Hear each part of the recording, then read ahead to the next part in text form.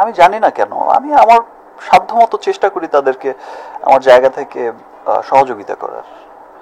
বাকিটা তো তাদের ভালো লাগা। যারাই আমার প্রশংসা করে সবার কাছেই, সবার প্রতি আমার ভালোবাসা, আমাকে এত ভালোবাসা দেওয়ার জন্য।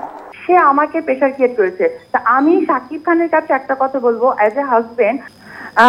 একটু আগে শাকিব খান বললো যে এটা আমার পরিবার, আমার সংসার, আমার ওয়াইফ, আমার সন্তান।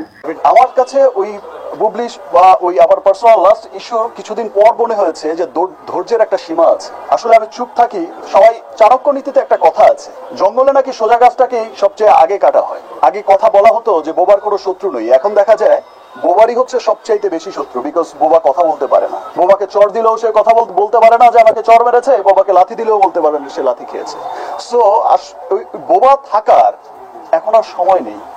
এখন আসলে যে যেমন যেমন কুকুর তেমনই মুগুর দেওয়া উচিত। শাকিব খান কয়টা আছে যে তার বিরুদ্ধে অভিযোগ হবে? শাকিব খান তো একটাই আছে। তো শাকিব খান যখন একটাই আছে, ওই এক শাকিব খানের সম্বন্ধেই হচ্ছে অভিযোগ আসবে।